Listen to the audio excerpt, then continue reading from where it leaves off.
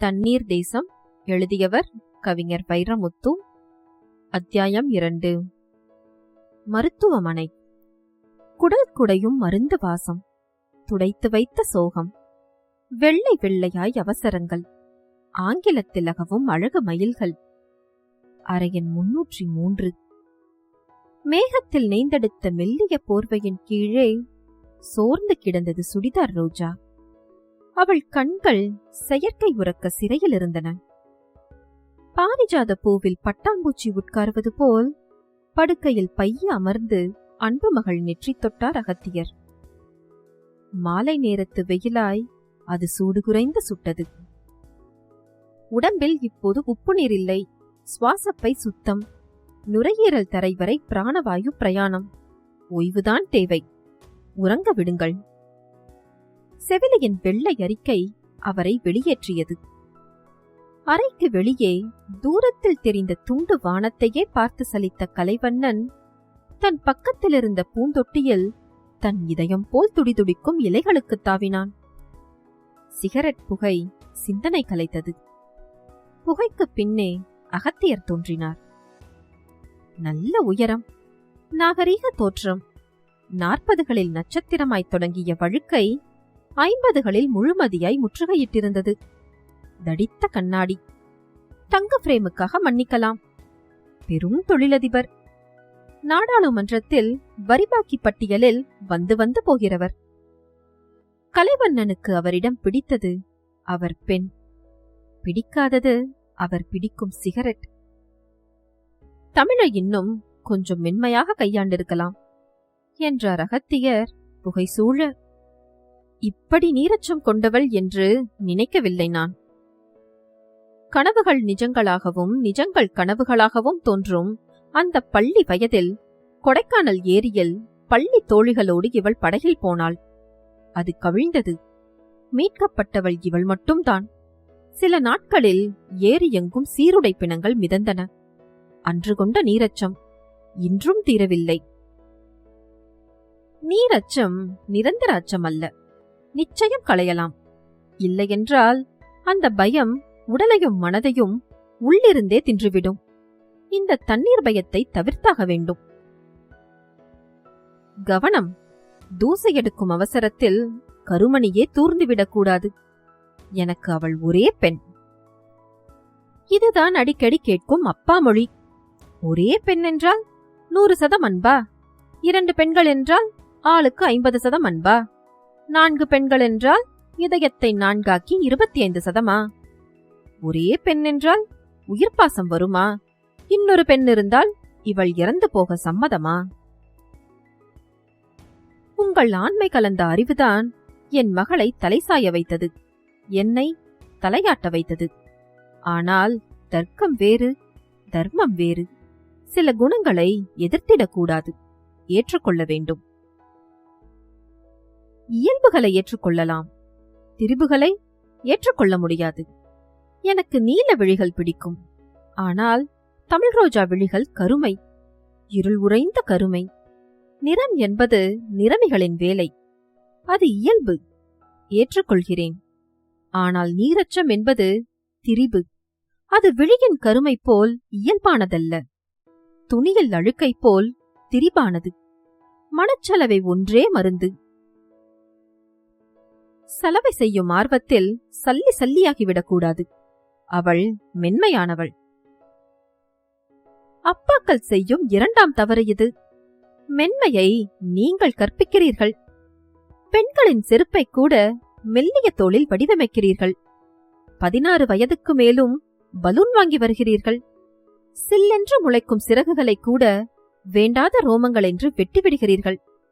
அதனால்தான் காற்று கடுமையாக அடித்தாலே பல பெண்களுக்கு ரத்தம் கசிந்து விடுகிறது. ஒன்று சொல்கிறேன் உங்களுக்கு, என் உயிரின் கடைசி சொட்டு வரை அவள்தான் நிறைந்திருக்கிறாள். என் நீண்ட பயணத்திற்கு தகுதியாக அவளை தயாரிக்க வேண்டும். அவள் உங்களுக்கு தகுதியில்லாதவளா? அப்படியில்லை. அன்பில், குணத்தில், காதலில் அவள் என்னிலும் மிக்கவள். ஆனால் என் வாழ்க்கைக்கு தயாராய் அவள் இன்னும் வார்க்கப்படவில்லை. என்னுடையது புயல் யாத்திரை, அவள் பூஜையறை குத்துவிளக்கு. அணைந்து போகாமல் இருப்பது எப்படி என்பதை சுடருக்கு சொல்லிக் கொடுக்க வேண்டும். அகத்தியர் பேசவில்லை. தன் மௌனத்தை புகையாய் மொழிபெயர்த்தார். பிறகு வேர்களில் வீழாமல் இலைகளை மட்டும் நனைக்கும் சாரலாய் கலைவண்ணன் காது தொடாமல் தனக்குத்தானே பேசிக்கொண்டார். நான் தவறான இடத்தில் தலையாட்டிவிட்டேனோ? காற்றில் கசிந்த வார்த்தை அவன் காதுகளில் விழுந்துவிட்டது. சுள்ளென்று ஏதோ சுட்டது. பொங்கி வழியாமல் புலனடக்கம் கொண்டான். மோனாலிசாவின் புன்னகை திருடி உதடுகளில் ஒட்டிக்கொண்டான். மெல்ல மெல்ல சொல்லவிழ்த்தான். நீங்கள் தலையாட்டியது தப்பானவனுக்கல்ல, சரியானவனுக்குத்தான். எனக்கு கிராமத்து குட்டிச்சுவர் வாழ்க்கையும் தெரியும், நகரத்து நட்டுச்சுவர் வாழ்க்கையும் தெரியும். எனக்கு சோள கூழில் மிதக்கும் மிளகாயும் தெரியும், உங்கள் சாராய கிண்ணங்களில் மூழ்கி மிதக்கும் பனிக்கட்டிகளும் தெரியும். எனக்கு மழையில் நனைந்த வைக்கோல் வாசமும் தெரியும். சொட்டுக்கு ரூபாய் 100 தந்தால் மட்டுமே மணக்கும் அரேபிய அத்தரும் தெரியும். செருப்பில்லாத எனது பாதத்தில் காட்டு பாதையில் குத்திய கருவேல முல்லை நகரத்து தார்ச்சாலையில் வந்து தேய்த்தவன் நான். நீங்கள் விதையில்லாத திராட்சைகளை விழுங்கி வளர்ந்தவர்கள். நான் கற்றாழை பழத்தின் அடியில் இருக்கும் நட்சத்திரமுள் பார்த்தவன். நான் சென்னைக்கு வந்தது என் அறிவுக்கு அங்கீகாரம் தேடியல்ல. உடல் உழைப்புக்கும் மூளை உழைப்புக்குமான வித்தியாசத்தின் வேர்காண வந்தேன்.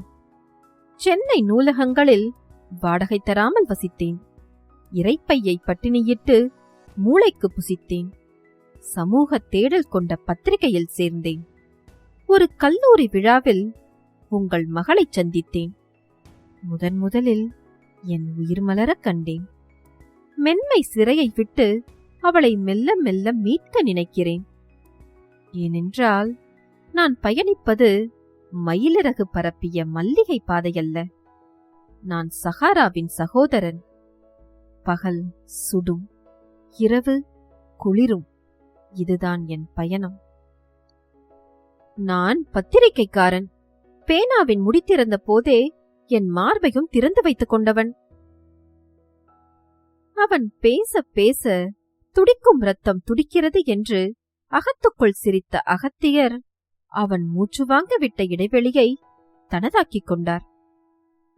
தமிழை மனம் செய்து கொண்டால் உங்கள் பாலைவனம் கடக்க சொந்த விமானம் ஒன்று தந்துவிட மாட்டேனா? சொந்தத்தில் விமானம் வாங்கலாம், அனுபவம் வாங்க முடியுமா? உங்கள் பணம் எனக்கு குடை வாங்கித் தரலாம், மழை வாங்கித் தர முடியுமா? உங்கள் பணம் மின்னல், அதிலிருந்து வெளிச்சம் வரலாம். ஆனால் வெளிச்சமெல்லாம் தீபமாகுமா? அகத்தியர் அவன் தோள் தொட்டார். அந்த தொடுதலில் அனுபவம் கனத்தது. பணம் இல்லாதவன்தான் பணத்தை மதிப்பதில்லை. சொல்லிலும் உதட்டிலும் சிந்தி வழிந்தது சில்மிஷம். நான் பணம் உள்ளவனைத்தான் மதிப்பதில்லை. ஒவ்வொரு பணக்காரனின் ஆழத்திலும் கண்ணுக்கு தெரியாத ஒரு குற்றம் கால் கொண்டிருக்கிறது. பணம் ஒரு விசித்திரமான மாயமான்.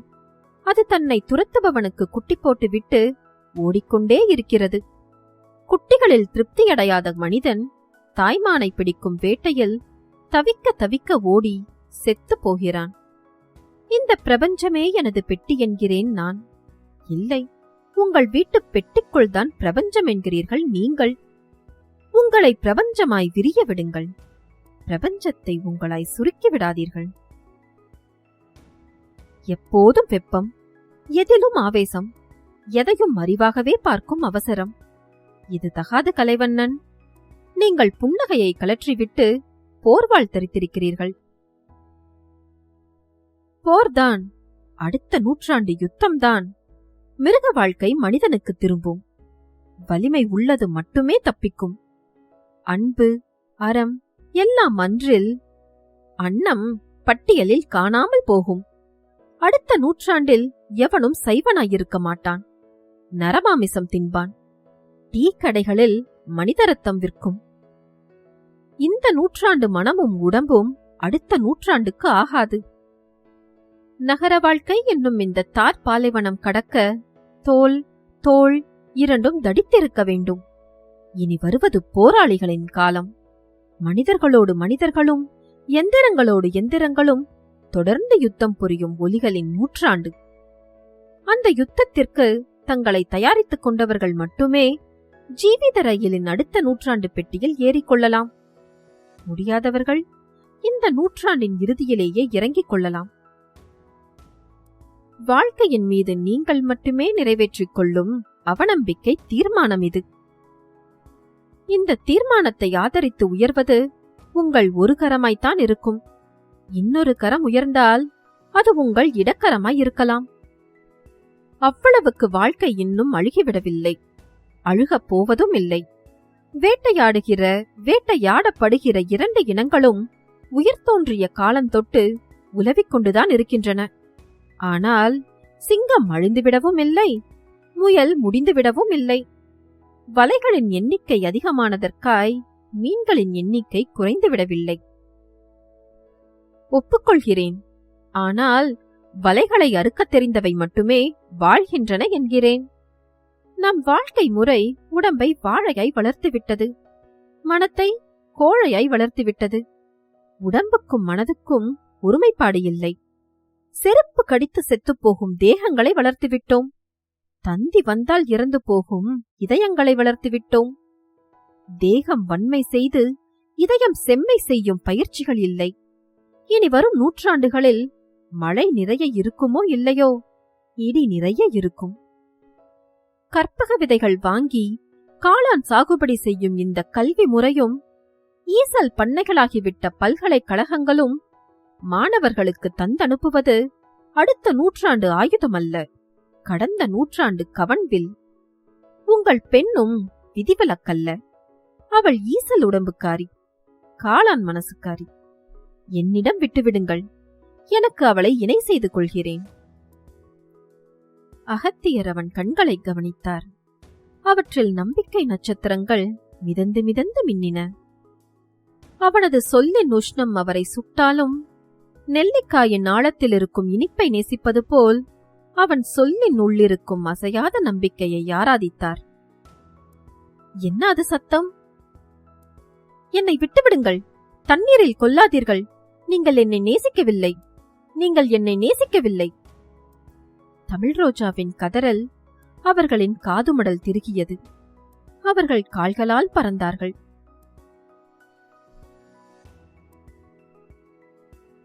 மீண்டும் அடுத்த அத்தியாயத்தில் சந்திப்போம்.